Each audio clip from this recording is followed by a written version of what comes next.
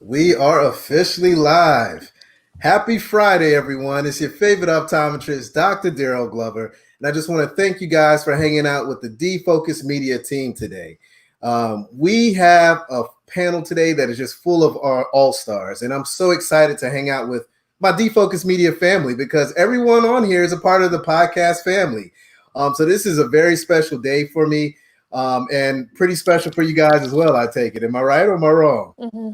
Every day It's fun to be back together. Yeah, I mean, we're missing a few of our famous faces like Dr.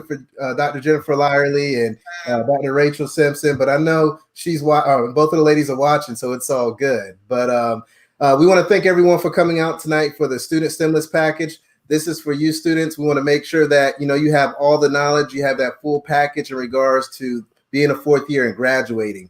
Before we get started, I just want everyone to really introduce themselves. And we're going to start with the famous Dr. Adam Ramsey. I get to go first? All right. All we need is intro music and maybe some claps. We got to work on that for the next but Dr. Adam Ramsey, I own Social Life Vision. You can find me on all social media platforms. I really want to just support the students. We've been on a whole bunch of webinars and podcasts, and it's been doctors driven.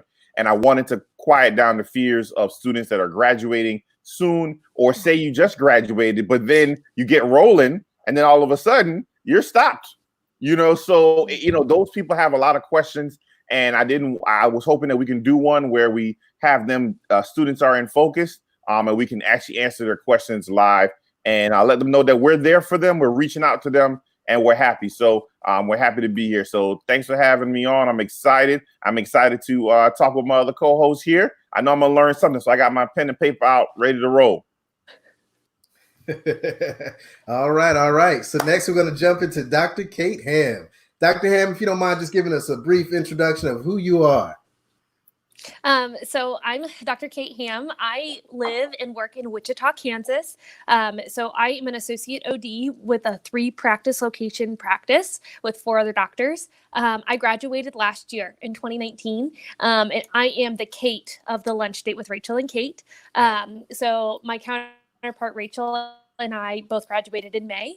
What we specialize in and what I'm really passionate about is closing the wage gap, women in leadership, and then negotiation. And all 3 are so intertwined with each other that it's hard to separate those out. So I've gotten to do a lot of work with that with a lot of organizations, but it's just a special place in my heart. My D-Focus Media peeps, I don't know, they're just the best. So love it, love hanging out with them all.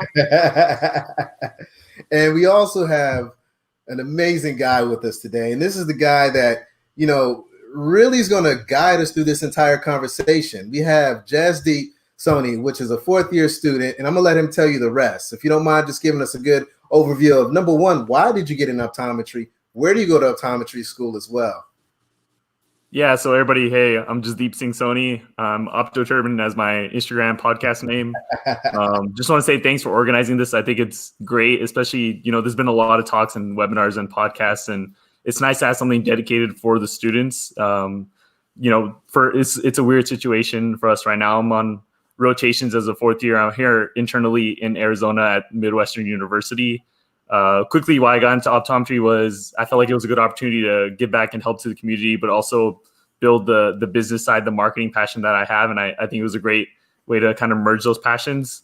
But I think this is a great conversation because right now students, whether you're 1st year, 2nd year, 3rd year, 4th year, you're going through so many different tasks. For example, us 4th years are on our last rotation here. We're getting ready either for the real world or residency. We want to build that confidence where, hey, you know what? In a couple months, we're supposed to be on our own seeing those patients. And, obviously right now we're not getting those patient experiences. And, for 3rd years, they were cut short right before their board exams. Can you imagine studying for this board exams for a summary of all your 3 years and your exam is just cut short 2 days before or day before? It's been really unfortunate. And even for the 2nd and the 1st years who are supposed to be going to labs, learning about how to insert contact lenses, getting advice about ocular disease, like these are unfortunate situations. And I think I'm happy to represent the students and kind of get advice from you docs, how we can kind of navigate these waters. Yeah, and you know, I was going to ask you to paint the picture of what you're going through, and I mean, you basically painted it. I mean, it's like almost Picasso is perfectly. I mean, like that's a lot to deal with. You know, I mean, I graduated in 2011, and during that time when I was in school, that's when we were having that housing crash. You know, the market went down, but that was right when I was going in. So to graduate, yeah, the economy wasn't the best, but it wasn't where it's at right now. So I know it's very difficult to go through and conquer. But I'm so happy that we have amazing stars in our profession like Dr. Kate Ham and Dr. Adam Ramsey that can really give us some answers and give us great insight that, you know, things will be okay. We actually have a full house tonight inside of our link. For those that cannot get in right now, go to the Facebook page, facebook.com/defocus media, or go to my personal LinkedIn account, linkedin.com/Dr. Daryl Glover, and you'll be able to see this live and ask questions as well. But we are at a full house. We're at capacity, which is great. But let's go ahead and get started. What we like to do, I always like to give a little bit of an overview of how this live podcast is going to work out.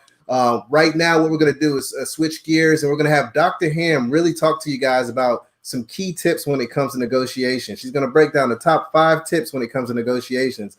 And then we're going to open up the floor to a Q&A. Now, you guys sent a lot of questions, so we have a lot of these questions to put up and then answer, but we're going to also want questions from you guys as well. So keep bringing the questions, keep feeding them to us. But we're going to leave it in the hands of Dr. Kate Ham. Dr. Ham?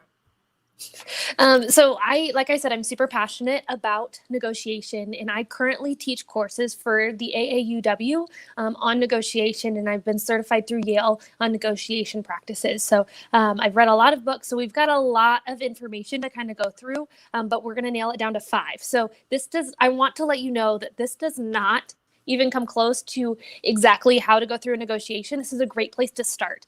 And then it's your job and your opportunity to kind of create into your own. So if you have questions, that's totally fine. But I just want to go through the top 5. So 1, do your research. This means you need to research what is the average salary for an optometrist in your area. That doesn't mean that you need to break it down by men or women. You are able to if you would like to, but do your research. Places to research is Labor Bureau and Statistics, Covalent Careers, and then also other publicized articles. Rachel and I, my counterpart, are working on some research right now to be publicized. So if you do have questions, I've had so many people reach out to me, and it's wonderful. Don't hesitate again. 2 is know what value you are bringing to the practice. So sometimes we think of, well, I'm just a really good doctor. Like, I'm going to bring you patients, and the patients are going to stay. But sometimes we need a little bit more than that. That is so true. I believe each and every one of you watching and a part of this are fantastic doctors, and patients are going to come and stay because of you. But having other value that you can bring to the practice, such as JD talking about his marketing experience, or if you have a specialty that you are passionate about, contact lenses, pediatrics, anything of that nature, or if you bring a special perspective, maybe you have your MBA or your Master's of Public Health. Sometimes you go, I have none of these things. That is okay too. This is a great moment. Right now, you have the time to see what value you have that you've learned from school that you can bring to a practice. So this could include organizational skills you have. This could use, kind of major, maybe executing skills that you have, anything in creating value statements. 3 is know that in a negotiation, we are both on you and the person you're negotiating with are on the same side. It is not a battle. You both want you to work there, and you both want everybody to be successful and have a fair opportunity. So with this, it is important to know that you're not battling anybody. Instead, you are creating an opportunity for you and your future boss or whoever you're working with to come in together to create an awesome opportunity for you. So don't come in rearing and ready to throw punches, but instead come with it with your positive attitude and ready to go on the same side. You are battling a number, not each other. I love that. The 4th one to know is know your walkaway value. This is important because sometimes we think that whatever, like when I came out of school, I said, you could pay me like $20 and I'd probably say yes, because I saw all this debt. I had no money. I was relying on everything from everybody else, it felt like. But know your walkaway value. You need to know your budget and your personal value that you are ready to bring to that practice, and know that if they're unable to offer it to you, it's not that that practice is bad. It's just not the opportunity for you at this time. Knowing that, again, like, this is not a battle. This is just knowing what's best for you and looking inwards at what is best for you and your family, being able to say, at this point, I'm ready to walk away. And that is okay. I think sometimes it's so scary because you hear the words walk away, but it is okay to walk away and find a new opportunity, because it is not going to be worth your time and energy if you do not feel compensated fairly for that. Last one, number 5, is benefits can make up the difference that salary kind of comes when salaries lack. So let's say you're expecting to make $20 million. These are all fake numbers, I hope you know. I don't know. I think Dr. Ramsey's getting $20 million a year. You know, he's getting that bag. I'm coming over for Dr. Ramsey now. That's where we starting. Let's go. Yeah, no, I mean, if you're gonna pay me $20 million, I'm coming. And they're like, "Ooh, we can do like 19," and your walkaway values like 17 million, and you're like, "Ooh, but I really want to get that higher up." Use your benefits. Ask for some days off. Ask for some CE coverage. Ask for. I mean, there are. If you can imagine it, it can probably happen. There are certain things that can't, but if you can imagine any way where that practice can benefit you, and a lot of times they can do some of these things with tax write-offs. There could be other funds that are used to do this, and that doesn't have to be salary based. So look at other benefits, or some people look at production bonuses, salary, like starting bonuses, moving costs, things of that nature that can make up for that salary and that as well. So that's kind of my top 5, because any negotiation is good for the wage gap. So the goal is not for you to feel scared or nervous, but to go in there, know that you are worth what you are asking for, and also know that that's the best way that we're going to close this wage gap and all become a more equal profession. So this is just the bare minimums, like I said. So you might be like, oh my gosh, I have so much work to do. And that is okay. We all feel that way all the time. I mean, I constantly feel that way. So know that this is a starting point, and you are not going to be perfect on your first, second, third, or fourth, or fifth negotiation. It's going to be a long time until you feel super comfortable, but it's somewhere to start. Yeah. I wanted to elaborate on 2 things. And then I also wanted to ask Dr. Adam Ramsey a question about this. Number 1, value. I think value is very important. I think that, to me, that was one of the key things. Like, if you know your value, then everything else is going to come into play, because you're not going to shortchange yourself in any way, form, or shape, So I think that's something that you really need to look at and hone in. If you're going to a practice and they're not doing specialty contacts, but specialty contacts well, figure out how much that's going to add to the bottom line. There's a lot of articles out there that can actually give you that number, and you talk to that business owner and say, hey, I'm going to generate $100,000 more to your bottom line. So I do feel like I know I am worth this amount of money. Don't go in there being all cocky and stuff like that, but at least, have some of the statistics and data in front of you so that it can warrant the reason why they pay you that amount. Exactly. The one thing I feel like I made a mistake when I came out of school, and I'm going to be upfront with you guys, is production bonus. My first job, I got paid and this was back in 2011, $90,000.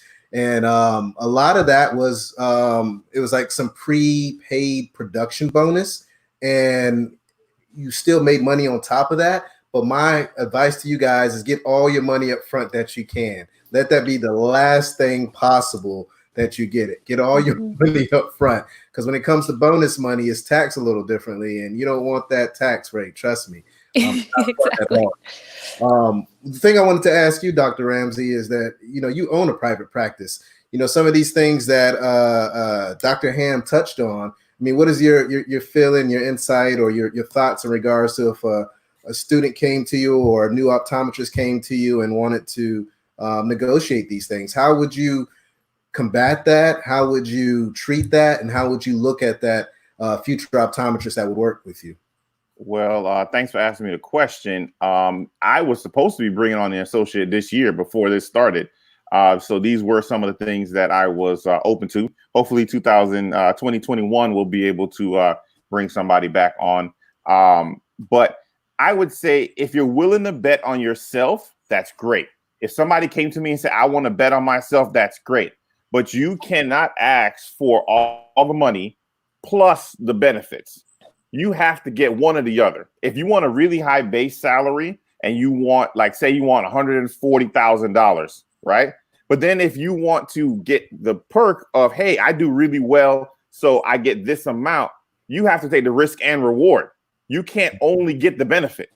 So you could either, in my case, ask for a higher salary where the production bonus doesn't matter, or ask for a lower salary, and then you can get even more than the minimum or more than that average if you do well. It's great to want to negotiate, but that's when you know your value, you know what you're worth, and you're willing to bet on yourself. Not everybody wants to roll that dice on yourself, because as a student, you're going to have ideas and you're going to think you're the best thing since sliced bread, because that's what I thought when I came out. And then when you get into the real world and you realize insurances and you realize how much the actual take home the practice actually gets, then you realize, oh, it's going to be a lot harder than I thought to bring in that kind of revenue. Most new graduates or most new people to a practice, a lot of times does not make enough revenue to cover their salary, unless the practice is losing a doctor and they're trying to fill in a patient base that was already established. But if you're getting added to a practice, a lot of times you're actually not going to bring in or bring the value that you think you are, unless there's an established patient base that you can go after. So knowing what you're worth is good. Betting on yourself is cool, but just know, choose one or the other.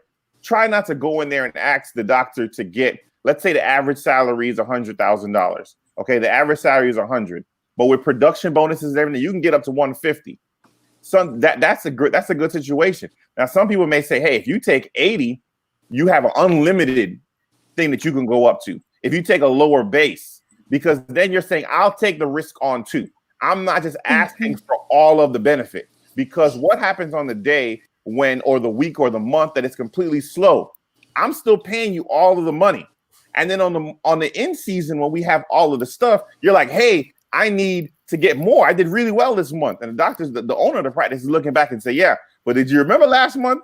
I paid you and you didn't make enough to pay yourself. So you can't ask for it both ways. You know, pick one or the other, and almost anybody will be fair and willing to negotiate with you if you're willing to take the risk on as well. And if you don't want any risk, then just ask for the best thing you can get and worry about the risk in year 2 and year 3. Negotiate it then, because then you'll actually know what you can average or what you're actually going to bring in, and you'll be talking from real numbers instead of estimates. I actually, I was going to say, I actually just interviewed for a job and I had an offer. And so I'm actually in this position right now where I'm in that negotiating period. And let's say the offer was 100, like you mentioned before. And I think the bonus is 15%, anything greater than 400K gross. You're saying I can't request, let's say 110, and then also I want to increase it to 25%. 25% is not happening. That'll never happen. And that's what's the best thing to do also in this situation too, is to see what's happening in your region. I know that sounds silly, but like where you are and where Dr. Ramsey, I mean, I totally agree with Dr. Ramsey. You're going to have to go in and you're going to have to be able to you're going to have to figure out what's important to you. And that's important. If you're willing to take on that risk, if you're like, no, base salary is important and I'm willing to take down that production bonus, like that's what you need to do. But let's say you're like, well, no, I'd much rather have 4 days off and not get paid as much, or I'd much rather only take 2 days off and get paid more, which if you're only getting 2 days off a year, wow, maybe we should revisit things, but like ain't no days off over here. Me and Dr. Glover, every day is work. Yeah. This day off day, this paid vacation, that is an anomaly to me. I don't know what a paid day off is. That is not, every time Dr. I don't go to work, I make money. See, this is why I'm the associate. Just kidding. Just kidding. But like when you're looking at those things, figure out what's important to you and figure out what's averages in your region. Because if you're going in and you're in a rural area and that makes sense of what you're asking for, then that makes sense. But if you go in and you're going to go into New York City and say, well, I want 120,000 with a 25% production bonus, like they're going to laugh you out of town. And so, do that research. That's why that number one was my first one, is like, you've got to do the work ahead of time so that when you come in, that they're able to see, one, that you've done the work, and two, that you are willing to work through this well. Because if you just come in and say, this is what I want, and I don't, like, just give it to me, it doesn't give you the opportunity to, first of all, show your value in a unique way, and second of all, give an opportunity for you both to be on that same side. Yeah, great advice. So, guys, what we're going to do now is kind of jump into the Q&A. We're getting questions left and right. Let's go ahead and get started. The first one, what are you looking for when hiring an associate? Dr. Ramsey, you have a practice, a private practice owner. Give us some feedback and some thoughts. The first thing I'm looking for is somebody to add something to the practice that I don't currently do. So if you come in here and say you want to do contacts, I already do that. If you want to do dry eye, I already have the iLux. I already have an Oculus Keratograph. I already do dry eye. But if you come in and say, I went and did a residency or I did an externship in a private practice that does low vision, and I saw how they were profitable in doing low vision, and I would like to add low vision to your practice, and I want to show you how you can make money doing low vision and we both can benefit. All of a sudden, I might not have been hiring, but you know what? You sound like I'm hiring now. But you see how that conversation is different, because I am saying I actually know how to make money doing this, and I want to bring this to the practice. And you know what? I'm going to allow you to be profitable, and I want to be profitable as well. It's totally different than saying I did low vision in school, and I would like to do low vision at your office. In school, half of it was free, half of it was written off. Most of those people did not have to pay. So you do not know how to make money doing low vision. You know the structure of what gets people to see in low vision, which is totally different than real world about adding in specialty services. So I would say finding somebody that wants to add value to my practice, whether it be I'm willing to work Saturdays. I know a doctor that works Sundays in a private practice. That's crazy to me. But you know what? He's adding value in that area where some people are Jewish or they are Seventh-day Adventists and they don't go out on Saturdays. So all of a sudden, now Sundays is their quote unquote Saturday, and they're willing to work on a day that would not be normal. So you do something that adds value to the practice, whether it be low vision, sports vision, whatever. I'm looking for somebody that comes with something unique that I am not actually doing, so that we can grow the practice together. You know, Dr. Ramsey, you bring up a great point. And this is something that, you fourth years really need to look at. When you're on your rotations, yes, you're going through the processes of doing refraction, slit lamp, 90, whatever it may be, but also look at the business aspects. Sit down with the office manager and ask them to look at the reports, understand the reports, understand how insurance pays, what insurances are out there. If it is a low vision practice, how do you make the money with the low vision? How much do the products cost? Cost of goods, things of that nature, because we know they're not teaching it in school. So it's up to you to be aggressive. It's up to you to move forward and ask these questions. That way you can be that person that Dr. Ramsey just mentioned. I think that'll be a thing that could really be a game changer for a lot of folks, because once you start talking business with a practice owner and they truly know business, like Dr. Ramsey, their antennas are going to go up. They're going to like, okay, we got the same type of blood. I'm rocking with you. So it's very important to make sure that you capitalize on that. Dr. Ham, anything that you want to add on in regards to that, or with your experience when you were out seeking last year and trying to make things happen on that end? When I was looking, because I had several different opportunities come my way. I think it was also important of why I wanted to be an associate for that time. And I think that I expressed that through when I went through interviews, is that I was like, well, I'm specifically looking for an associateship position because this is why, and I want to learn from you, and I want to gain knowledge, and I want to have an opportunity to learn from somebody that has done great things. So that kind of was just when people were really excited to hear that, because some people come in and say, well, I want to buy you out in 5 years, and not everybody is ready and excited for that. So I was really excited to be in an associateship position, and I said, if practice ownership ever comes up, I don't know when. It's a great conversation for us to have, but right now I don't want to be in that place. I want to be an associate and learn. See, I love that. For me, when I came out of school, I went to corporate optometry. It was a private practice in corporate. But the one thing that I really love, Dr. Ham, was that when I was coming out of school, they allowed me to go from each practice to get something from each doctor. And what I did was I took all the great pieces and I saw where they really sucked at. And I took all the great pieces and I, implemented that into the way that I practice. So I feel you in regards to, don't just go in and say, I want to buy your practice. You might not even like that demographic. You might not even like what's coming in that office. You may find that the building is messed up, the cost of goods are all jacked up, and it's going to take a long time to turn things over. Which some people like that project, but coming straight out of school, I personally feel like, it is good to have a learning curve. Some people like Dr. Ramsey, I know he did a few, worked with a few other doctors, but some people have that gift. For me, I like to have that experience first before I jump into something. Yeah. But so let's move on. We got other questions coming in. Let's see what's going on. Here's another comment. Oh, thank you, Dr. Chen. Gotta love her. She has a great story as well. We all know Dr. Jennifer Chen. We got a question out. All right, let's see. We got a question on LinkedIn, Daryl. Oh, we got a question on LinkedIn. Fire away, Dr. Ramsey. Yeah, so Justin Blazon, what's up, Justin?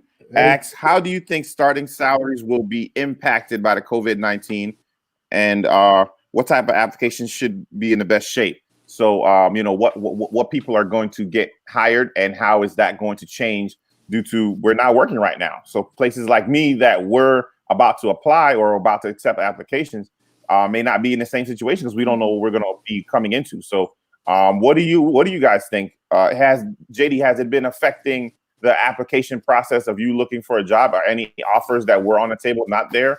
Let's give Justin an answer here. Absolutely. So personally, I was interviewing right now, and I had 2 phone interviews, and because of the virus, at this point, I had 2 interviews postponed, and the goal of the interview, obviously, next was to meet in person, take a tour, kind of get to that process, and even before even negotiating for how it affects the salary, we didn't even get to meet. And at this point, I don't even know if we will get to meet, because the question is, we're supposed to social distance. Okay, how can we even visit offices when we're supposed to social distance? And I know offices now are maybe no longer even thinking to hire people because they're letting some of their staff go. How are they even thinking to hire people? And so it's kind of a peculiar situation. I would say right now, as someone who's applying, I'm looking at other areas to kind of fill that void. Remember, maybe it's sacrifice and go to an area that's remote, or maybe kind of be creative too. Like, one thing I really want to give a shout out to is Covalent Careers and their virtual career fair that they're having next week. And I think that's gonna be a great opportunity to kind of look at jobs. You kind of just have to maybe look at sacrificing something that you maybe hadn't thought before, and find another opportunity in another way. I love that. I love that. Now, what do you think starting salary? So that's one thing. So the job being there or not being there is one thing. But imagine going in using Kate's great negotiating skills and then saying, I want to negotiate that I'm starting and I'm worth $200,000 because I graduated magna cum laude from my school. Now, do you think you have leverage in this particular situation? That's where the starting salary really comes in. It's talking about leverage.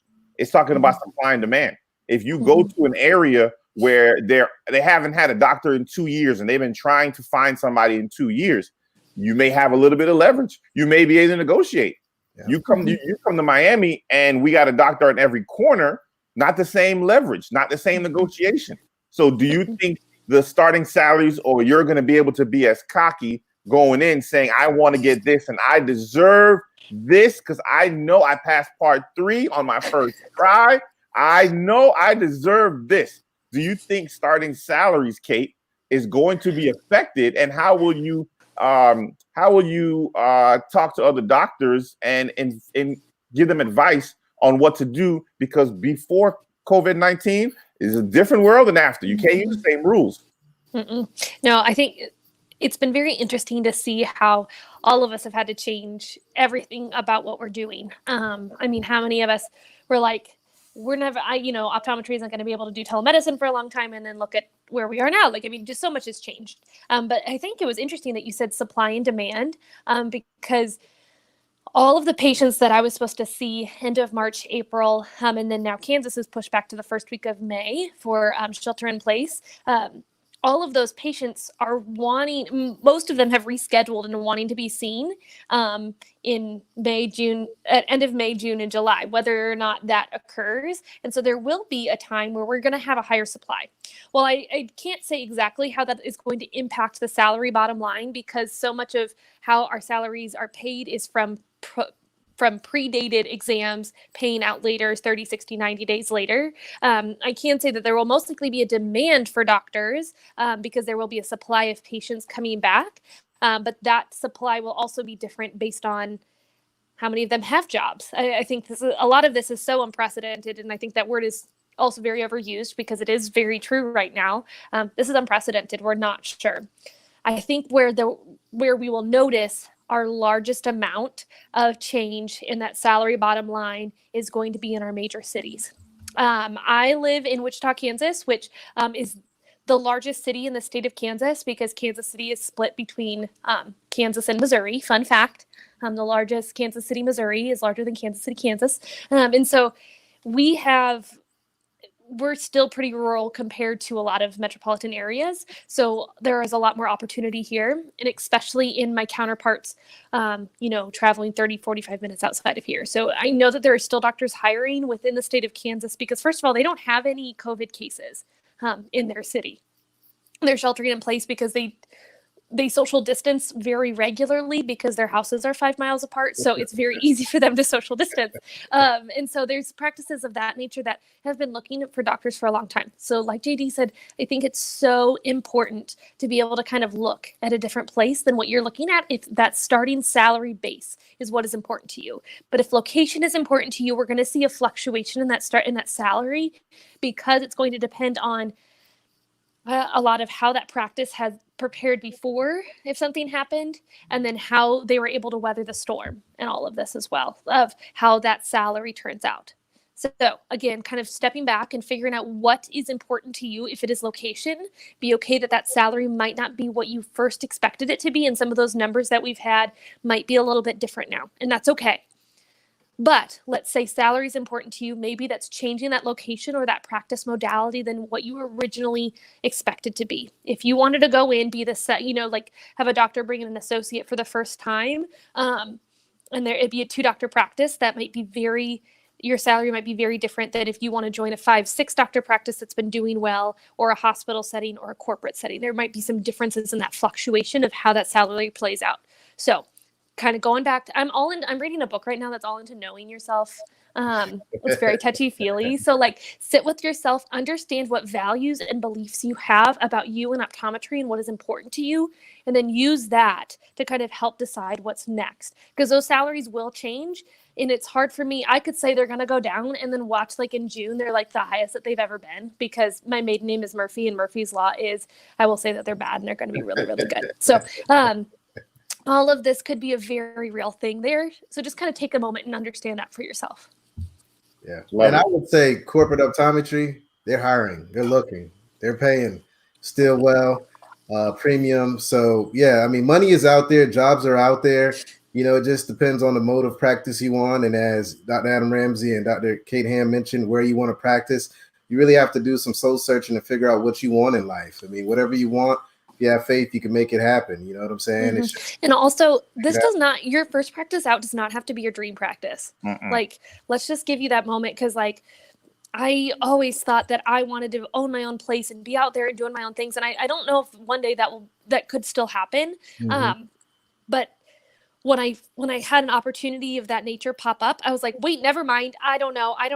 And so, my mom tells me all the time, she's like, this is just right now. You're still learning. It's okay. And so know that right now you don't have to get your dream job. Right. Well, let's jump into this next question that we have here. This is going to be a very soft and sensitive spot to Dr. Adam Ramsey and probably Dr. Ham as well. But let's go ahead and pop it up. Is this the end of private practice? No. So that would be a bummer. No, I'm crushing it right now. I am ready. I do not see this being the end. I think what's going to happen is practices that had a doctor that was 80 years old and he was just working 2 days a week. That person may not reopen, right? He might say, you know what? I was going to retire next year. I'm not going to retire. Private practices that over leverage themselves and that were under too much debt, maybe those are not open. But the good practices will survive. The good practices are going to be open. I am gaining patients through this process because I'm doing patients through telemedicine. I'm helping patients out remotely and selling them products that their current doctor in that commercial space has left them. They're not there. They're not available. They're not answering emails. They're not answering phone calls. They're not doing telemedicine. So patients are like, hey, I want to come see you because I needed something and you helped me out. And the doctor that I normally go to has disappeared. They've never called me back. They didn't check in. I've called them, left voicemails. So this isn't the end of private practice. Like Kate was mentioning, I have patients that were already scheduled in May, June, and July. So now what I'm going to have to do is add in patients from March and April to my already full schedule from before. So even the good thing about private practice is that I can make double the next month and I can make back up for the old month. So once we get open, I'm okay. Once I get open, all I need is to be open. I'm like, put me in, coach. Put me in. I'm ready to go. I have people calling, texting, emailing. Can I use my $1,200 stimulus at your office? And I am like, listen, I'm trying to find a way for you to give me that money. So I'm telling them, put it aside. We can put it on layaway. We can do something. Let me hold it for you so you don't have a chance to spend it anywhere else. Let me hold it. And then I give it back to you if you don't use all of it. So private practice is alive and well. We're going to be fine when we get through this. Being an entrepreneur and a business owner is being an entrepreneur and a business owner. Life is the only thing that is constant is change. You got to be able to put your big boy pants on and say, I'm ready to play in the big boy leagues. Okay. This ain't the little leagues. So things are going to happen. You can't get scared after one thing happened. Oh my God, I got to get a salary that's all base. Bank on yourself. You know what I mean? Bet on yourself. Decide that, hey, I can bring some money in. I will find a way to bring money in virtually. I will do some telemedicine. I will find ways to make money. I'll start a website. I'll start something. I'll sell anything. So you can do it. So private practice is alive and well. The good ones will survive and they will actually thrive when it's over. And the ones that should have closed anyway are going to close. And they were going to close in a year or two anyway. So all we're doing is rushing those ones out the door. And then those patients will come over to Social Life Vision. Come on over to my team. We're ready. We're available. I will be hiring 2021. New doctor, come on in. Anybody watching this, 2021, I'll be ready for you. Give me a minute. We'll get it together. Dr. Ramsey, you brought up a great point.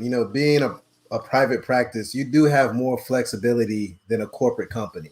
Because when you're in a corporate company or a corporate modality, you got to wait for everything to go through before you can actually process anything.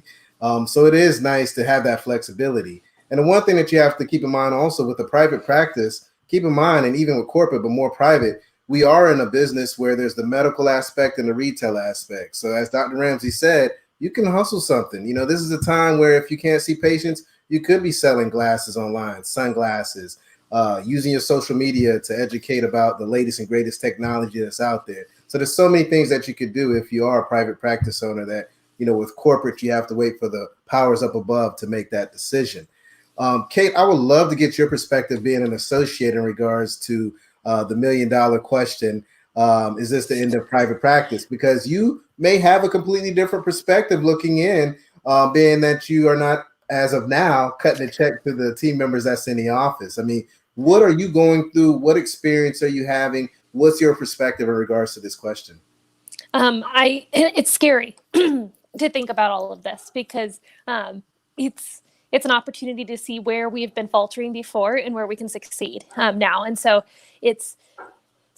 continually, our office staff is down just a few people. We've had a lot of staff that we've had to furlough. And then we have our 2 office managers and then our head doctor that owns the practice. So since he is above the age where where there's more risk factors, it is down to us 2 other doctors that are here. We also have a doctor that's on maternity leave right now. And she was like, I think I planned this perfectly because first of all, I get to stay home with the baby and nobody asked me to go out. And she goes, second of all, he doesn't even have to worry about paying me. He was like, she's like, of course I planned it this way. And so so there's 2 of us doctors that are on call to go in. I don't do well sitting still for very long at all. So I usually go in for about an hour a day to help answer phones and answer patient questions that need to be answered by a doctor, just because I get bored. And my tech is like, hey, I have a question. You want to come in? And I'm like, thank you. Yes, I'm coming. So I just have a reduced salary rate right now. And so when I thought, okay, this is the end of it all, I'm not going to be able to do practice the way we once did. I also see like our biller going through things and being able to talk to businesses and different things on that angle that we just didn't have the time to do before, where when we had constant patient interactions. And I'm not saying that every business has that, but opportunity or is, has gotten up to everything that they need to. So it's been interesting to see how we are flexing different muscles that we haven't been able to flex before, just to make sure that we're doing everything really well. So I saw 2 patients today. I saw a patient yesterday, I guess a couple days ago, and I see several via telemedicine throughout the week. So there is a lot of things. I mean, I had patients come in call into order contacts from us that I would take orders from. They go, well, I can't get in touch with my office, but I have my RX. Can you just get it to me? And I'm like, yes, come on, come drop it off. Yeah. Or I have a foreign body and I can't get a hold of my office. And I was like, yeah, come on in. And they're like, oh my gosh, you're so nice. You put that drop in my eye and it feels so much better. You're a miracle worker. And I was like, yes, I am. Come back and see me in a few months for your full eye exam.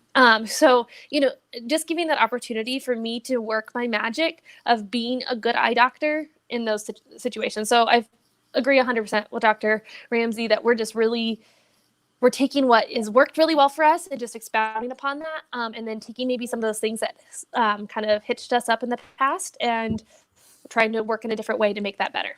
You see, Kate, you're like me. You like to hustle, like Dr. Ramsey as well. So, if there's opportunity, you're going to jump on it. Yeah. And you guys, what you have to realize is during this time, this is when stars are born in companies. This is when you get your respect.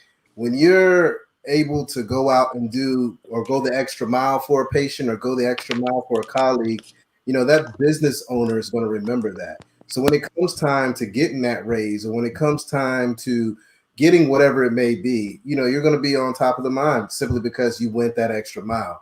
So, it's very important to make sure that you step up during this time, especially if you're at a site that you're rotating at and there's something that maybe you can help with their social media and you want to go back and practice there in the future. This is a great time to really help out and make yourself stand out outside of everyone else. As well as there's so many webinars right now that utilize it. I listen to all these telemedicine webinars and I literally taught my biller and all the other doctors of how to bill and how to go through all of that. If I leave and go somewhere else, that knowledge goes with me. This is a time to build up your own brand and your own self as well. So if I know all of this stuff and I've learned all these things because I have time, if something changes and I move somewhere else, that carries with me. That doesn't just stay with that practice. So invest in I think this is a great time for you to invest in yourself for future use as well. Kate, I love that. That's a good segue into this next question. What resources do you recommend for seeking a job and to build your resume? Do you want me? Yeah, why not? Dr. Ramsey. Okay, because I was like, oh, this way is Dr. Ramsey. Always, there is on your campus, I have no doubt, whether you're on a campus that's solely optometry or if you're a part of a larger one, there's most likely some sort of career center that have people there that are really good at reading resumes and really good at helping you through interview tips. Whether it's you're like, is this an okay outfit to wear to an interview? Most likely, yes, as long as you look like you've got your stuff together. And then, can help you go through that resume. Also, utilize this time because you have the time. I always hated writing those extra little blurbs on my resume because I was like, how am I supposed to find the right words? How am I supposed to condense this down? I know what I did in this situation. Just let me get into the room and talk through it. Because if you can't tell, I'm a chatter. And so it's a great time for you to utilize all of this kind of extra little wiggle room we have in our life to kind of find words. Look up the thesaurus and just use it. I mean, it's a viable resource online or in paper. I still have my thesaurus from 3rd grade. So utilize this time to kind of ask people that are more knowledgeable, as well as if you have the knowledge, do it. Like it just you don't have as much of an excuse. Yes, you're still in school. I'm gonna hold you to that. My husband's a teacher. He would hate me if I said you're not in school anymore. You're done, because you are. So like, still do your schoolwork, but utilize this time to make things better. Some great resources that you might find online. Covalent Careers. I've seen so much good stuff. Always everything like they put out is really great. You might also look at other business schools websites. There's a lot of like just little snippets of courses that are from universities that have some business school kind of insights of writing resumes or kind of interview skills as well. There's a lot out there, but I'm gonna pass it off to the rest of you because y'all are smarter. Yeah, I mean, the one main thing that I would say is utilize LinkedIn. LinkedIn has so much information on there. Number one, you can look at someone's profile, and you could look at what they wrote, and you could put your own little spin on it and add it into your resume. And they always have some type of course that they're offering free for X amount of time that you can actually invest in. And I've seen stuff on resume writing and how to get a job and all types of things. So I would strongly recommend making sure that you're on LinkedIn, making sure that your account is professional. Don't post pictures that you would post on Facebook or Instagram, and don't post posts that you would put on Facebook or Instagram. Keep it professional. Maybe even write an article, something that a potential recruiter may see and like, and say, hey, you're the perfect fit for this practice. They've been looking for a specialty contact person, and you just wrote this amazing article on specialty contacts. So I think this is going to be the key job or the best job for you. So I say just really, really utilize LinkedIn. I think it's a great resource that us as optometrists don't use enough. Dr. Ramsey, what about yourself? I want to let JD go on this one first. I want to go. I want to know where because I'm debating on my end here. Where did you find the job offers that you looked at, and where did you? Because I know from the employer standpoint where I thought I was going to post it, but I want to know where does the new grad actually think that they're actually searching, because that's the most important place. So I'll answer the finding job part first. I would say recruiters and LinkedIn. Just honestly, I mass messaged every doctor I knew and said, hey, do you know anybody that needs a new optometrist or something open position? And I that's actually how I got an interview and progressing with that. Also, recruiters are really helpful because right now they have a lot of free time and they are looking for finding a need for you. And that's why I think that virtual career fair for Covalent Careers will be really helpful, because they're going to have virtual booths so you can actually talk to them like how we're talking right now. I think the second half of the question is for the resumes. I would say utilize your professors. Your professors they went to here to help you out. If they wanted to just practice, they would have practiced. Like I just go to my professors and email them my resume, and I've had the dean of my school firsthand give me like an essay on what I need to fix about my resume. And so I think if you just send your resume to multiple professors, they're going to give you their opinion. And I think that's an easy way to get opinions on how to improve your resume. All right. So I like that. What I would say is that I just redid my resume and I sent it to Daryl, and I sent it to somebody that professionally does resumes. If you want a $150,000 job, you can't be scared to spend $200 on a resume. Okay. This is where you go to the professionals. Okay. I want to talk to somebody who their job is writing.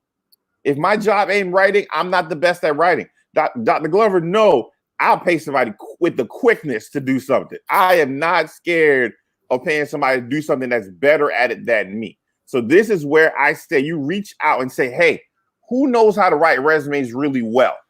You know what? Social media is great for that. Google is great for that. Fiverr is great for that, whatever. And then somebody says, I write resumes really well. Can you send me some examples of resumes you've done?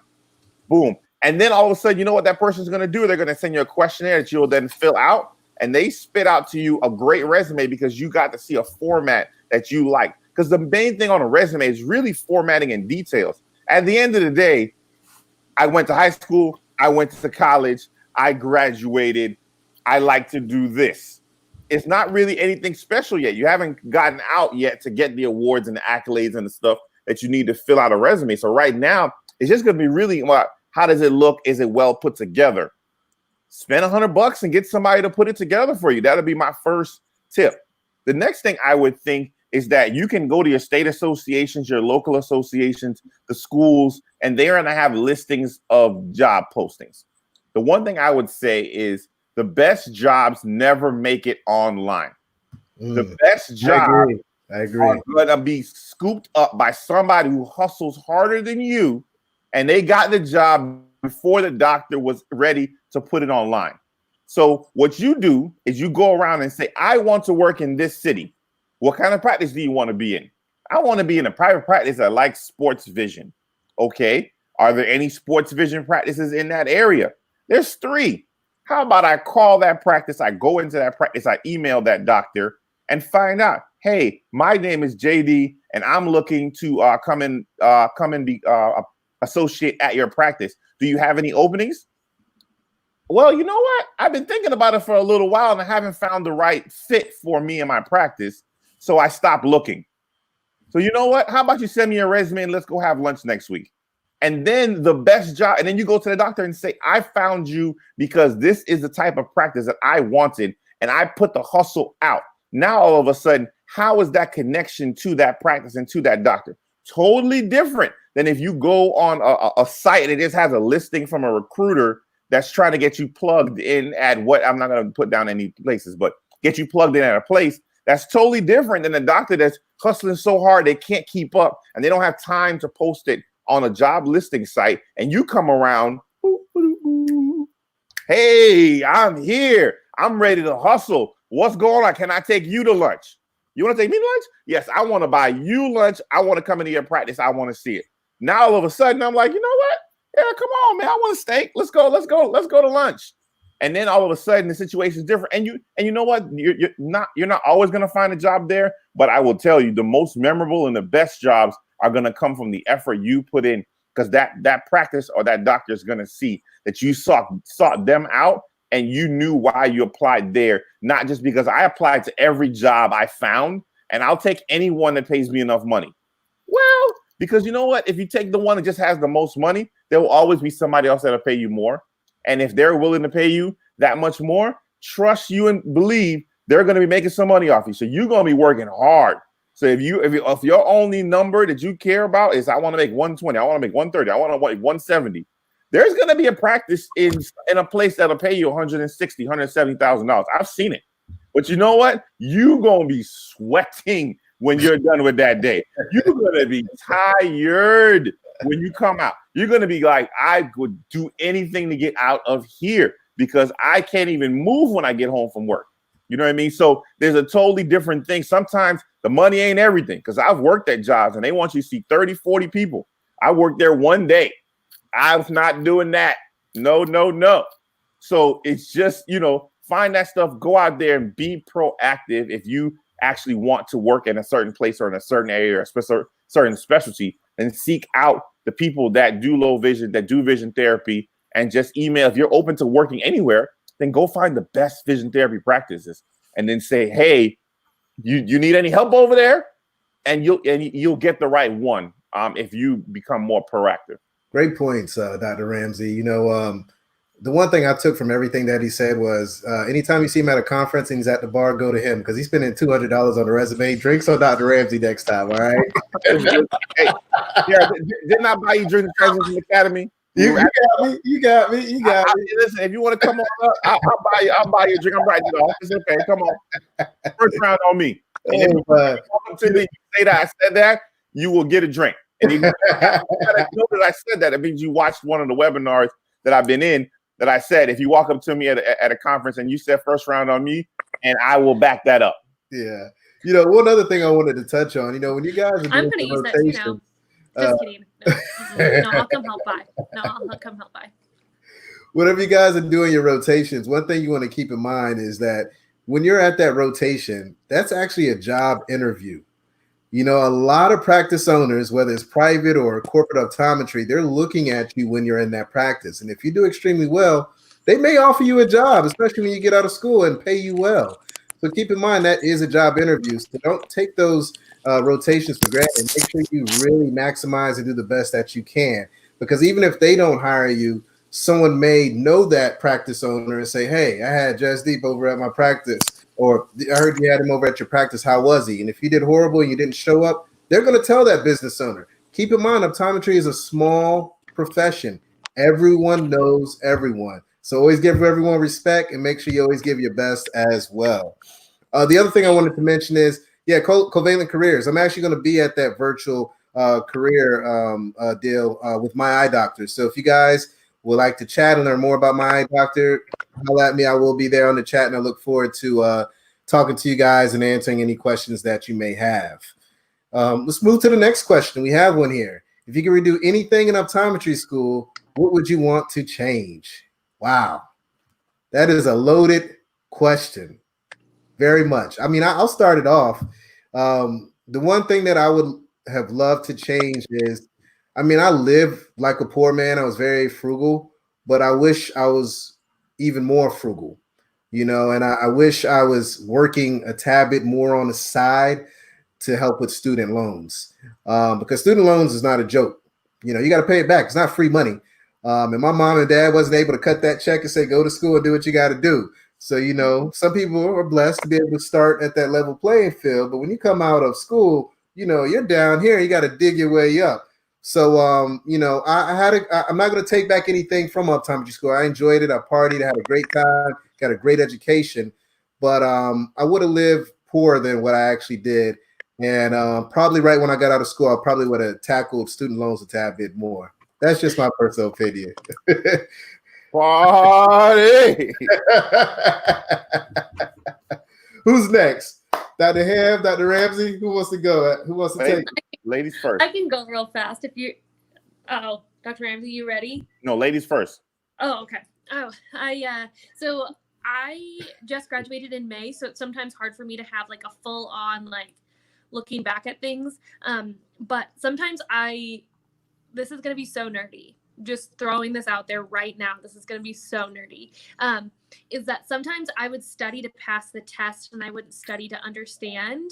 And I can tell you that there was so many times where I was like, well, I'm going to be a peds doc. I'm going to go into VT. I'm going to do these things. And my life changed and I'm not doing that as much anymore. And like, I vehemently hated contacts in school. You can ask any single one of my classmates. They all will be like, yeah, Kate said she was never going to do contacts. And now I do specialty contacts and I do myopia management and I do a lot of deep work in contacts, which I never thought I would do and actually enjoy, which I do. I don't do things that I don't enjoy. So I wouldn't do it if I didn't enjoy it. So I think I would have really utilized my education a lot more. Not that I did it, but sometimes I get overwhelmed in school and I get beaten down and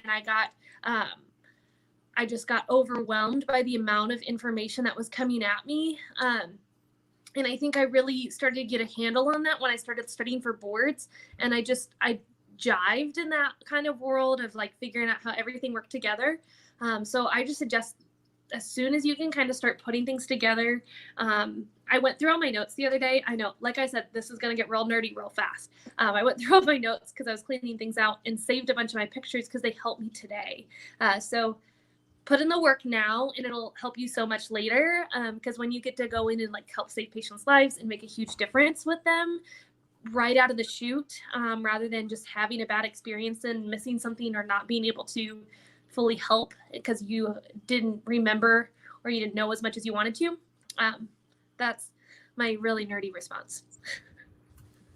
That's a great response. JD, I know you're towards the end. You're not done yet. But you're towards the end. You can see it. I saw your cap and gown. You know, I see you graduate. You passed all your boards. You can feel it. You can taste it. It's like it's there, but it's not there. It's there, but it's not there. Anything for you, JD? Yeah, I think I would reiterate what Kate was saying. When you're in school, you're just kind of studying. Like, I got to get to the next test. I got to pass this. And then now, like, for me, since I'm sitting here, we have all this free time. I've actually asked my professors if they could add me to their pages so I could rewatch their lecture videos since everybody's audio and video recording everything. And like just relearning everything, I'm like, wow, like I don't feel like I fully grasped it that first time. Like, for example, like I was watching a video on the retina and they were talking about a CRVO. And when I've gone in practice, anytime I've seen a CRVO, a lot of times we just refer it to retina and they'll take care of it. But I was watching the videos and my retina professor was saying, you know, the standard of care is you can watch it unless unless there's neo or unless a certain level of ischemia. Like you can still, our standard of care is to watch it necessarily until it gets to the level where it really needs to see it. And that was such a breakthrough moment for me. Like, wow, like I need to understand the nuances of how we can actually manage these patients instead of just kind of pushing all the hard cases away. That's good. That's good. I would say study not to pass the test, but to know the information. And the same thing like Kate said, I was the king of, I'm going to do this, and I love business, and I love that, and I love this. But at the end of the day, when you graduate, a lot of times you're going to be the only doctor in that practice sometimes that day. And when it gets in your chair, you have to decide on what to do. And they say it's rare until it's in your chair. So some of that stuff that they show, they say, oh, they'll never see this. You'll never see that. Well, working in South Florida, I see a lot of that stuff that they talk about you'll never see. Because we get people from the islands, we get people from Central and South America that come up and say, I was working in a commercial place, and they'd say, hey, I brought my mom up and she's never had an eye exam in her whole life. And they bring her up, and the stuff you see in those eyes are what you see in textbooks, because most of those patients, if they were in the States or they had access to care, some of that stuff would have got taken care of a lot sooner. So study so that you know the material, so that you feel comfortable, instead of saying, hey, there's 150 pages. These 50 are going to be on the test. Well, you know what? Some of that stuff on the other 100 pages, it may not help you pass the test, but when you get out, you're going to be really happy that you actually looked at that. And then the last thing was, as a student, you can ask questions and you can go to doctors and they will be open and honest and tell you stuff that I probably would never tell a practicing doctor. So you could come to my practice and you'd say, hey, can I show you around? Can you do this? Can you do that? And I may be more open with you as a student because you're asking me to learn than the doctor that's across the street and says, hey, can I come over and see your books? No, you cannot. No, you cannot. Can I have the little trademark secrets that you've been doing to be so successful in your county? How about no? But if you're a student and you say, hey, I'm going to drive an hour up to see your practice, and can you, show me around, give me some pointers, this, that, and the other, take advantage of those opportunities. When I was in school, I had a big printed map on the wall, and I would put somebody's business card and I would pin the business card to where they are in the country. And then if I had a family trip or they were within driving distance and I got 2 or 3 in one area, I would take a drive on a Saturday and go to Alabama. I went to Southern in Memphis. I would go to Alabama and I would go to Tennessee and I would go to Georgia on a long weekend and see those doctors and see how they practice. And I still talk to a lot of those doctors to this day. And because I was a student, they were like, hey, you want to stay at my house? I got a guest room. And I stayed in their house and I stayed in their guest room. And I woke up and we had eggs in the morning and I went to the practice. And that's because I was a student. Now, today, if I tried to go over there and I've never met this guy before besides one drink at the bar, no, you're not going to come in my house. That's not happening. But so there's certain things that are going to be open to you as a student. Take advantage of those opportunities and utilize that time as best as possible. Reach out. There's a lot of resources that are available. You just have to actually access them. All right. These are some great answers. We want to wrap it up here shortly, but we got a couple more questions we're going to hit, and then we'll end everything and let everyone enjoy their evening. There's going to be an 80s party, I think, tonight with the group out there that we want to show some love to. But Young ODs. there you go. Yeah. Young OD. Shout out to Will and Justin. You got to show them love and support. I'll be there. How do you think the pandemic will hurt students needing to take or retake a part of their boards? JD. So for sure, it's going to affect them, right? So obviously question A is you don't even know when you're going to be taking it. So it's how do you prepare and take the steps to be ready whenever that opportunity does come? Because if you're a 4th year trying to take part 3 where you have to have all your hand skills, you want to make sure when it does open that you're ready. And so I would say number 1 for part 3, going through the rubric over and over, making sure that you know the rubric in and out. A lot of part 3 is kind of stating what is kind of going on, whether when you put the fluorescein in the eye or when you're doing blood pressure, saying the time. Like, you want to make sure you have that in and out, and that's something you can control from the inside of your house. I remember the night before when I took it, with my classmate, we stayed up all night and we practiced on each other with no equipment because we just verbally went through everything. For part 1, which got postponed, I would say, I know you don't know when the test is going to be, and you guys it's like a marathon. You were training for that marathon, you were tapering, and then all of a sudden the day before the marathon, it just got pulled under from you, right? So I would just say, maybe you're a little burnt out and you're still studying for other classes and it's hard to go maybe 10 hours a day, but at least keep those main concepts for a couple hours a day. Do some active learning. Remember, you could use like Quizlet and do some flashcards. I think that's really helpful. Maybe it's watching one KMK video a day. Maybe it's doing one practice test a day from KMK or OptoPrep. Just keeping that mind sharp. So then when you do find the date out, whether it's, let's say 3 weeks from now, then you can start going Kate Ham on it and just going all the way. So my wedding hashtag was going ham. I love it. That was so yeah, not the first time I've ever heard that. Well, Dr. Ham, you recently graduated. I think you could probably give us the best perspective in regards to this question here. How should we tackle student loans? What plans should we pursue? Loan consolidation, for example, good or bad idea? Let's get some feedback. So right now, if you have student loans that are from the federal government and they fall within the levels where they are not asking you, they are kind of not in forbearance right now, but you just kind of there's no interest growing on them and they're not asking you to pay at this time, because I don't know what they want to kind of call this time in the world. I would look into consolidation because interest rates on a lot of things have dropped and are lower than because people aren't taking out as many loans for different things. So it might be something to look into. But until you are ready to pay and you feel like you're in a financial situation where you can pay well. So let's say that you are still getting paid full paycheck during this time. Maybe this is the best time for you to go into consolidation. But if you're like me and have had a pay cut or have no paycheck, my husband and I have decided to put a pause on that because I've had several friends that have gone through that consolidation or the refinancing process. And right now they are still earning interest and their payments are still due. So it's something just to kind of think about during this time. If you have the financial ability and you are not in a place where you are in a pay cut or at a lower rate than where you have been, this might be a great time for you. But if not, maybe something to think about. Also, what my husband and I have been thinking about a lot is my goal is to be debt free from school in 10 years.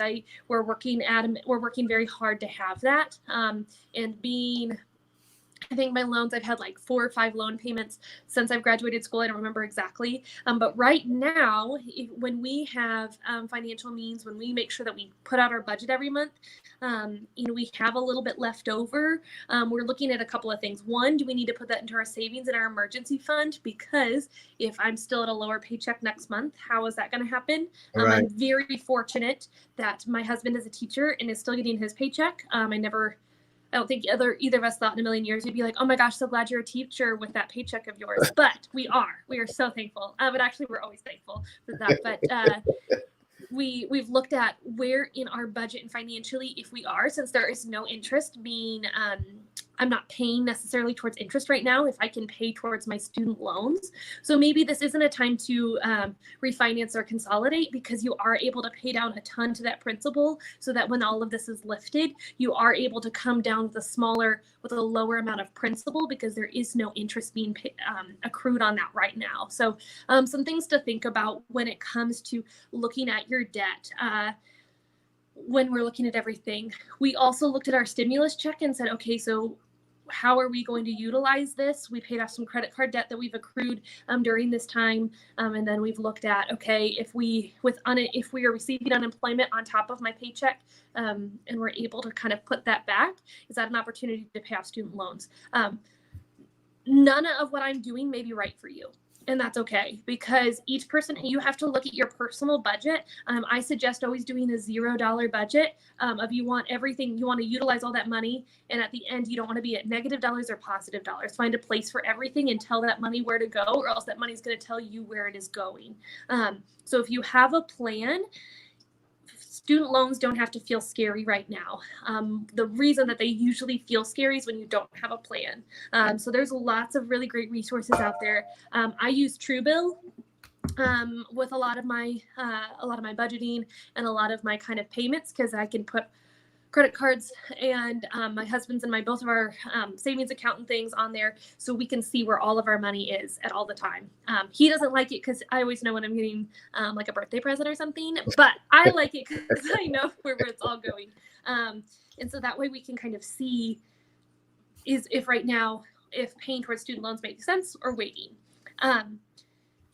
In all of this, also be aware that this is a 6 months. They put the 6 month hold on payments and on student loan interest. So even if we're up and running in 3 months, that still is on hold. That 6 months has been legally precedented and put out there by the federal government. So that could be taken back. It could not. Most likely it will not be because it's really hard to undo something in the federal government. So if you have plans or things of that nature, kind of keep that in your world, and also just educate yourself. Read where you're, go online, make sure that you have, because all student loans from the federal government are not created equal. So some are not a part of this place on hold, no interest kind of opportunity right now. So make sure you do the research on yours as well. Thank you, Kate. I mean, you hit the nail on the head. So we're going to leave it at that. We have one last question here from Facebook. Any advice for Canadians who want to stay in the U.S.? Who wants to take this one? Because I don't have an answer. All right, I got you. Okay. So you're going to have to get your employer to sponsor you. So if you can get an employer to sponsor you, that's a great place where My Eye Doctor would come into play, or a Vision Works, or another place that could then sponsor you as the employer. They're going to have the structure put in place. Now, you can get a private practice to sponsor you, but they're going to have to probably learn that if they don't already know how to do that. The easy first step would be to get your employer to sponsor you, and that would allow you to get a work visa, and then you can stay in the country under a work visa. So this is a great place where you're going to reach out, and that'll be a part of your interview process. That will also be a part of your negotiations, or where you're trying to find places to work. Some places really know how to do that, and that's easy, and they've done it before. And you don't want to mess around with that. So I would stick with places that know what they're doing as far as that's concerned. But there are places you just have to get somebody to sponsor you and get a work visa for you to be able to stay in.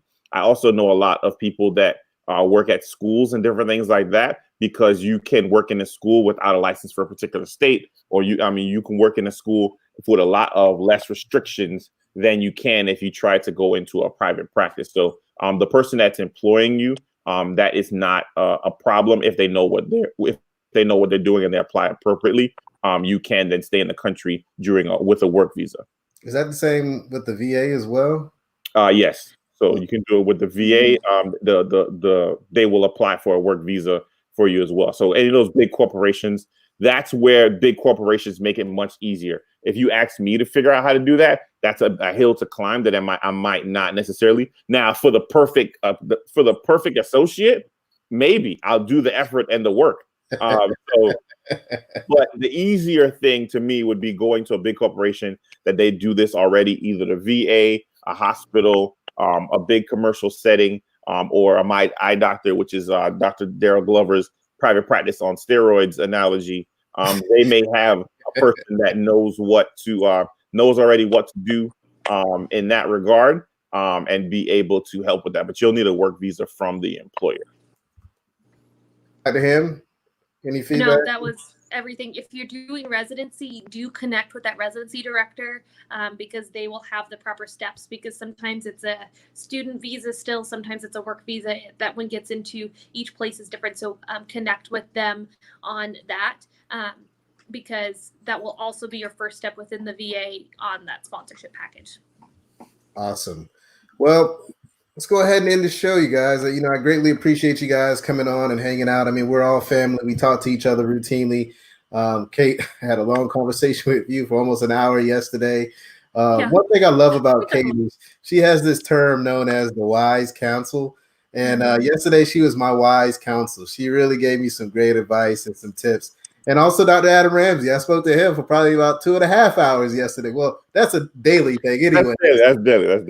Right. But he was my wise counsel yesterday, and I greatly appreciate you guys. in regards to that. Yeah, I'm like really into touchy-feely things. Like if you know me, I'm all about your emotions, about who you are, and Not like doing having that. your wise counsel and all these different people. So See, that's why I have my really balance. I'm But very blunt. I'm to the point. I'm like, Daryl, no, we're not doing that. I go to Adam, and No. he's just like, I'm like, man, calm down, man. You're like, give me some love. I need a hug. Nah. Your wife is there for the love. I'm there to kick you in the butt and say, hey, this is what we're doing. Chill out. That's what we're doing. And then call Kate when you need somebody to be a little bit more. Oh, it's okay. We're gonna be all right. Yeah. Hey, no, get it together. Let's go. Next. Yeah, I feel like you've been in my house and you've heard my conversations with like Well, I wanted to end the show with just some last thoughts, and also for you guys to leave your contact information. You know, we're gonna leave the show or end with Dr. Ramsey. We're gonna let you take it from the top, man. What's your last thoughts? What advice or tips would you give all the students out there to pursue their dream job, or not even their dream job, but the next big thing for them in eye care? And if you don't mind leaving your contact information, social media, and access to your book as well that you wrote also. So thanks for that plug right there. I would tell you, as a student, I thought my first job, I had to have it all together, and I put so much pressure on myself because we've been working so hard and long to get to this point that you put a lot of pressure on yourself for this first job, that it has to be this and it has to be that. Listen, my first job lasted 6 months, and 3 months in, we're about to get to the next one. So don't worry, it's gonna be okay. Find something that you like, go with it, and then when you get there, you figure out what the real world is like, and then you'll be able to apply, and you'll have some experience when you get there. So calm down and breathe. Don't lose no sleep over this. Don't lose no hair over this. Relax. You are going to be fine. We have all been there. Okay. Watch your non-competes. Watch your restrictions. Okay. If your non-competes and your restrictions are very light at that job, you can get another one. Give them notice. Be kind the same way you would like to be kind, and say, hey, this is not working for me. I will give you 30, 60, 90, whatever's in there. And then find another job when you're at a meeting in the city and you see another doctor and you find another one, and it's going to be okay. So take a deep breath, relax. It's not the end of the world. You will be there. Reach out and ask questions, ask for advice. People will give it. People will be honest. Anybody wants to reach me, you can find me on every single social media platform. I'm on there. Dr. Adam Ramsey. Type it in, Google it. You can find me, text, email, whatever, Facebook, Instagram, YouTube, all of that. We're there. Play chess, not checkers. Practical guide to warm start your dream optometric practice. For those that want to get into private practice, now is a great time. You can buy practices at lower prices now than you could have before. There are going to be opportunities, like Dr. Ham said earlier, where I'm going to have a backlog of patients. So I might actually want to bring somebody in sooner than I wanted to, because now I can't handle the demand. So there's opportunities right now for you. It's there. Go out and enjoy life. You've worked really hard for this moment, and it's here. But just relax, breathe, and enjoy it. Don't let it go so fast that you don't enjoy it. So do that. Dr. Ham? So I ordered Dr. Ramsey's. He's over this way. I can't figure out my fingers today. It's like you're here. I feel like the Brady Bunch. I just ordered his book off of Amazon, and it said it shipped today because we ordered a lot of things off of Amazon. So it's coming, and I'm really excited to read it. I'm a bookaholic, so so you can find me on Instagram at Dr. Instaham.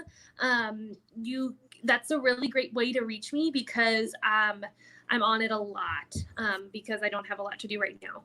You can also find me on Facebook. I use that more as a personal kind of page for myself, but you are always feel free to message me and connect with me there. Easy place. You can always email me as well. I don't have like a fancy cool website yet like Dr. Adam Ramsey, but I will get there. Don't you worry. So my email is kansasstatekate@gmail.com. But really reach out to me if you have know somebody that has my phone number, like literally text me, anything works. I'm an open book. And last bit of advice is figure out what you want, whether it's salary, whether it's location, whether it's benefits, anything. Like figure out what's important to you and what you want, so that way when you go into any practice or any opportunity, you are best prepared because you already have your values figured out before you walk in the door. Sweet. JD? Yeah, I would just say let's go year by year. If we start with the third years, do a little bit every day. Try to keep up when you find out the date for boards, and when you do find out that day and it's 3-4 weeks away, start going hard from there. But try to do a little bit every day. Just don't get frustrated. I know it was postponed. And fourth years, I would say like we're gonna start working eventually when we get that opportunity. Make sure this is our chance now to learn, whether it be emailing our professors or studying on our own. I know the AOSA and the AOA, they're doing the videos that my school's been watching every day.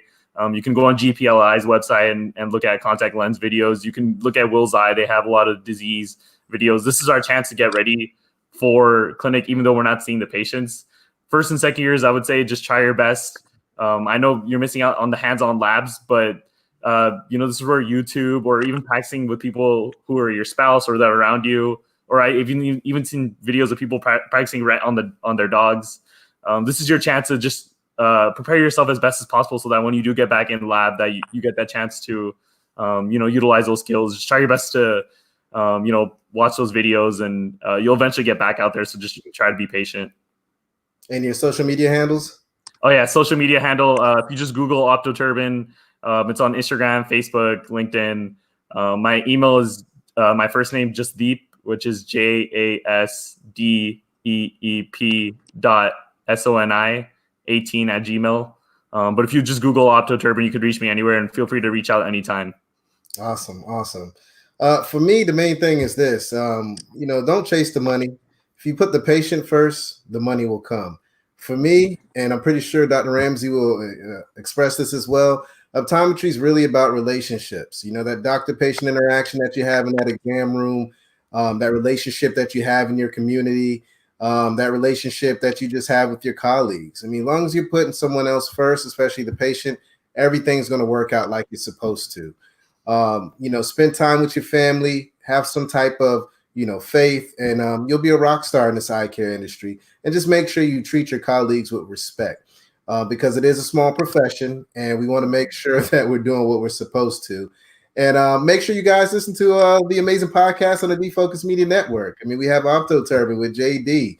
He's always giving great information. He had one this week where he's talking about tips on fashion. He had one in the past with communication. There's a lot of great information that he brings to the table. And the same thing with Dr. Ham with Lunch Date with Rachel and Kate. A lot of great content, especially about the wage gap, especially about motivation, negotiation. You listen to these podcasts and it can really change your life. And of course, the Defocus Media podcast, myself, Dr. Jennifer Lyerly, Dr. Madam Ramsey, and every now and then we get a guest appearance from Fayez as well.